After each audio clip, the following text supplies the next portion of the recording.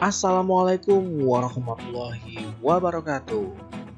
Selamat pagi, selamat siang, selamat sore ataupun selamat malam untuk teman-teman semuanya. Apa kabar teman-teman hari ini? Semoga kita semua selalu dalam keadaan yang baik, sehat, dan tentunya bahagia. Berjumpa lagi bersama saya, Budi. Ya, pada kesempatan kali ini saya akan kembali menemani teman-teman semua untuk kembali belajar. Nah, hari ini kita akan melanjutkan pembelajaran di kelas 5, tema 8, subtema 1, dan kita sudah memasuki pembelajaran yang ketiga. Seperti biasanya, sebelum kita memulai pembelajaran, mari kita awali terlebih dahulu dengan berdoa. Tentunya agar diberikan kelancaran selama pembelajaran dan kita mengharapkan ilmu yang bermanfaat sebagai bekal masa depan kita. Berdoa, mulai. Berdoa selesai. Nah, teman-teman semuanya, hari ini kita akan mempelajari tentang beberapa hal. Di antaranya, kita akan belajar tentang rumah betang Uluk Palin. Kita akan mempelajari tentang keragaman suku bangsa yang ada di Indonesia. Dan yang terakhir, kita akan belajar mengenai jenis usaha mengolah sumber daya alam. Ya, dari materi-materi pokok tersebut, jangan lupa tonton video ini sampai selesai agar teman-teman jadi lebih paham terhadap materinya. Kita mulai dari rumah betang Uluk Palin. Apa itu rumah betang Uluk Palin? Perhatikan gambar berikut. Nah, ini adalah rumah betang Uluk Palin. Jadi teman-teman, rumah betang atau lainnya adalah rumah panjang Uluk Palin terletak di Kapuas Hulu ya, di Provinsi Kalimantan Barat. Nah, uniknya rumah betang ini berukuran panjang sampai 268 meter. Wow, panjang sekali ya. Tingginya 5-6 meter dan memiliki 53 bilik rumah. Jadi dalam rumah betang yang panjang ini terdapat 53 bilik rumah-rumah gitu ya. Kalau panjangnya 268 meter, ini hampir dua kali lebih lapangan bola ya panjangnya ya. Nah, menurut data pada tahun 2007, rumah betang Uluk Palin dihuni lebih dari 500 jiwa yang terdiri atas sekitar 130 kepala keluarga. Nah, kalau misalkan di tempat tinggal kalian mungkin 130 kepala keluarga bisa jadi satu RW ya. Tidak diketahui persis pada tahun berapa rumah betang ini pertama kali dibangun. Namun diperkirakan rumah ini pertama kali didirikan oleh komunitas Tamambaloh Apalin tahun 1800-an. Wah, cukup tua ya. Kemudian rumah betang ini pernah diperbaiki pada tahun 1940-an, di 5 tahun sebelum kita merdeka karena kebakaran. Nah, rumah betang ini juga telah 3 kali berpindah lokasi karena menyesuaikan dengan perubahan alur Sungai Uluk dan Sungai Nyabau akibat erosi. Wah, keren ya, rumah bisa dipindah ya. Kita lanjutkan. Dalam tradisi Dayak, rumah betang dan hutan adalah pusat sekaligus bagian terpenting semesta kehidupan. Seperti jika kita mengucapkan kata kampung, pulang rumah. Rumah betanglah yang diingat oleh masyarakat Dayak. Bagi mereka, rumah betang juga merupakan pemersatu. Di sanalah mereka berkerabat dan bertradisi. Di rumah betanglah tradisi Dayak terpelihara. Rumah betang adalah kekayaan budaya Indonesia. Namun pada Sabtu 13 September tahun 2014 malam, rumah betang Uluk Palin terbakar. Tidak ada yang tersisa dari rumah betang yang terpanjang dan tertua di seantero Kalimantan itu. Masyarakat bersedih karena kehilangan tempat tinggal. Lebih dari itu, masyarakat Kalimantan bersedih karena rumah betang Uluk Palin merupakan cagar budaya yang sangat penting. Nah, dalam peristiwa yang ada pada teks rumah betang Uluk Palin ini terdapat beberapa ya. Di antaranya yang pertama, rumah betang Uluk Palin terletak di Kapuas Hulu, Kalimantan Barat. Yang kedua, rumah betang merupakan rumah adat suku bangsa Dayak. Yang ketiga, Rumah betang Uluk Palin berukuran panjang 268 meter dan tinggi 5-6 meter. Yang keempat, rumah betang dihuni lebih dari 500 jiwa. Dan yang kelima, bagi masyarakat Dayak, rumah betang Uluk Palin merupakan bagian terpenting dari kehidupan tempat mereka pulang. Yang keenam, rumah betang Uluk Palin tertimpa musibah kebakaran pada tanggal 13 September tahun 2014 dan tak ada yang tersisa akibat kebakaran itu. Kita lanjutkan keunikan rumah betang Uluk Palin. Tadi ya dihuni oleh 500 jiwa. Terus bentuknya memanjang ya sampai berapa ratus meter tadi, luar biasa. Yang ketiga, dibangun tinggi dari permukaan tanah untuk menghindari musuh atau binatang buas, termasuk banjir. Yang keempat, 3 kali berpindah lokasi. Dan yang kelima, dapat ditemui di pinggiran sungai-sungai besar yang ada di Kalimantan. Yang keenam, dalam tradisi Dayak, rumah betang dan hutan adalah pusat sekaligus bagian terpenting ya.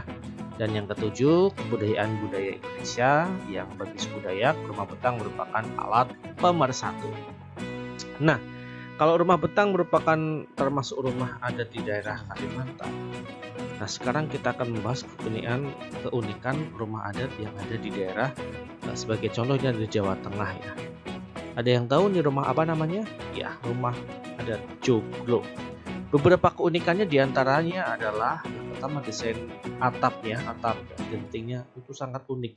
Yang mencirikan rumah adat Joglo dengan rumah lainnya yang membedakan adalah ya bentuk atapnya seperti ini di gambar ya, agak unik, memanjang. Nah, berikutnya selain atap itu terdapat tiang atau soko guru, di mana setiap rumah Joglo itu pasti ada tiang atau soko guru. Biasanya terbuat dari kayu yang sudah tua ya, bisa kayu jati. Dan berikutnya dindingnya terdapat dibuat dari kayu dindingnya ya. Terdapat juga ornamen ini bisa berupa ukiran atau hiasan dan sebagainya. Nah, asal anak-anak tahu, kelebihan dari tembok kayu ini saat terjadi gempa itu lebih aman daripada tembok yang dari batu bata. Berikutnya, mempunyai ruang tamu atau pendopo yang luas. Jadi kalau teman-teman pernah masuk ke rumah adat Joglo, itu bagian yang paling luas adalah pendopo, di mana pendopo bagi masyarakat Jawa Tengah ya, Jawa tersendiri itu merupakan tempat berkumpulnya keluarga besar ya, untuk tamu juga, untuk sharing, untuk berbagi ya. Jadi mengutamakan kebersamaan, makanya pendoponya luas. Nah, selanjutnya kita akan membahas tentang keragaman budaya bangsa yang ada di Indonesia. Ada beberapa ya. Yang pertama itu ada bahasa daerah. Nah, tentunya mungkin teman-teman pernah mempunyai saudara, tetangga, atau teman yang berasal dari daerah yang berbeda. Ini kalau mereka menggunakan bahasa daerah sendiri itu pasti unik-unik ya. Banyak sekali juga. Nah, setiap suku bangsa dalam berkomunikasi menggunakan bahasa daerah setempat. Dengan demikian, keragaman suku menghasilkan bahasa yang beragam. Ini ada contohnya ya. Kalau bahasa Indonesia itu saya, bahasa Jawanya itu ada aku atau kulo. Bahasa Sundanya ada abdi, bahasa Bataknya ahu, bahasa Papuanya sa, misalkan ya. Terus ada juga misalkan rumah, bahasa Jawanya omah, Sundanya imah, bahasa Bataknya bagas, dan bahasa Papuanya rumah. Nah, unik ya. Selain bahasa daerah, kita juga punya yang namanya rumah adat. Wah, rumah adat di Indonesia tentunya sangat-sangat unik dan beragam, berbeda satu sama lain. Ini ada beberapa gambar 10 rumah adat yang terpopuler di Indonesia. Ini populer dalam hal menarik minat baik orang Indonesia ataupun orang dari luar Indonesia.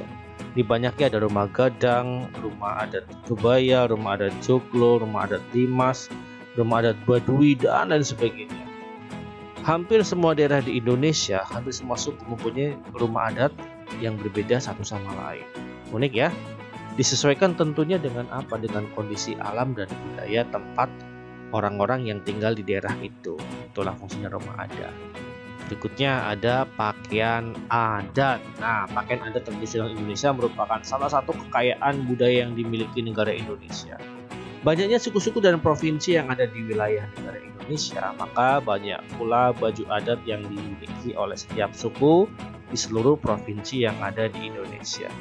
Biasanya pakaian adat ini memiliki ciri khusus dalam pembuatan atau dalam mengenakan pakaiannya. Itu tergantung juga dengan kebiasaan ataupun adat masyarakat setempat. Ada banyak sekali pakaian adat di Indonesia.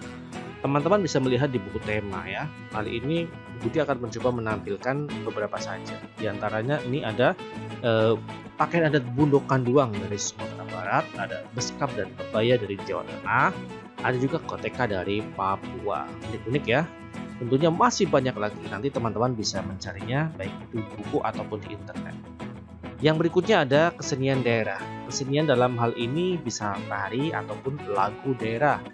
Ya, di sini ada berbagai macam lagu daerah hampir dari Sabang sampai Merauke, mempunyai tarian unik-unik. Ada tari saman, ada tari kecak, ada tari gambyong, dan sebagainya. Termasuk juga lagu daerah Nusantara. Hampir semua daerah mempunyai lagu dan tentunya menggunakan bahasa daerah sendiri. Sebagai contoh di sini ada Suara Jamu, ada Soleram, ada Ampar-ampar Pisang, Angin Mamiri, Ayo Mama, Mariam Tomong, Apusi, dan banyak sekali. Jadi kita bangga sekali akan kesenian daerah yang ada di Indonesia. Kita boleh suka ataupun kagum terhadap kesenian daerah dari luar negeri, tetapi jangan sampai menghilangkan kecintaan kita pada kesenian daerah asli Indonesia. Nah, sekarang kita akan belajar tentang jenis usaha dengan mengolah sumber daya alam. Jadi untuk memenuhi kebutuhan hidup, masyarakat melakukan berbagai usaha. Nah, berbagai kegiatan dan jenis usaha yang dilakukan menghasilkan barang dan jasa. Salah satu jenis usaha di masyarakat yaitu mengolah SDA dari lingkungan. Ya, jadi kita mengenal berbagai bentuk kegiatan manusia dalam mengolah sumber daya alam untuk tentunya mencukupi kebutuhan hidup mereka. Jenis usaha bidang produksi yang bergerak dalam pengolahan sumber daya alam, bisa hewan dan tumbuhan, disebut usaha agraris ya. Jadi yang berkaitan dengan hewan dan tumbuhan. Jenis usaha yang termasuk agraris ada pertanian, ada persawahan, perkebunan, perhutanan, peternakan, dan perikanan. Ini contoh gambarnya ya, ada perkebunan teh. Jadi asal teman-teman tahu, teh itu bukan tanaman asli Indonesia ya, tapi pada saat bangsa penjajah datang ke kita itu, mereka melihat ada peluang dari kondisi tanah kita yang sangat subur, maka dari itu dibawakanlah teh dari luar negeri dan ditanam, hasilnya sukses sampai sekarang ini. Nah, umumnya usaha persawahan dan perkebunan dilakukan di daerah pedesaan karena tanahnya masih luas. Namun sekarang kita dapat melakukan usaha penanaman pada lahan sempit, ini yang lagi viral juga ya, dengan cara hidroponik, ya, menanam dengan media air atau vertikultur, bercocok tanam dengan menempatkan media tanam dalam wadah yang disusun secara vertikal atau ke atas. Ini untuk mengantisipasi lahan yang sempit ya. Tanah pertanian ditanami sayur mayur, buah-buahan, palawija. Nah, lahan pertanian juga dimanfaatkan untuk perkebunan. Usaha di bidang peternakan membutuhkan lahan yang luas juga. Hewan-hewan yang diternakan antara lain sapi, kambing, domba, itik, dan ayam. Tentunya masing-masing dari hewan mempunyai manfaat yang bisa kita ambil.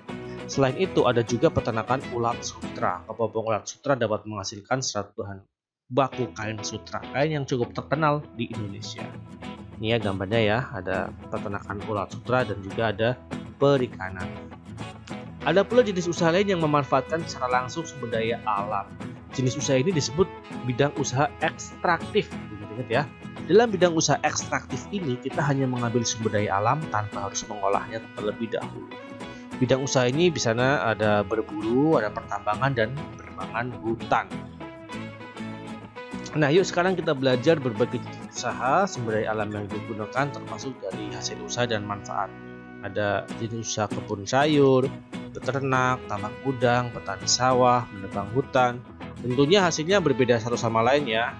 Misalkan ada kebun sayur, hasilnya adalah bayam, tomat, kacang panjang. Beternak ada hasilnya daging dan susu, misalkan peternak sapi ya. Ada tambak udang, ya hasilnya udang. Tambak ikan, ya hasilnya ikan. Tentunya manfaatnya sangat bermanfaat bagi seluruh masyarakat yang ada di sekitarnya, bahkan yang di luar sekitarnya pun bisa bermanfaat dengan adanya kegiatan distribusi. Nah, teman-teman, tidak terasa pembelajaran kali ini telah selesai. Tetap semangat dalam belajar, jangan lupa jaga kesehatan. Sampai jumpa lagi di pertemuan selanjutnya. Sekian, wassalamualaikum warahmatullahi wabarakatuh.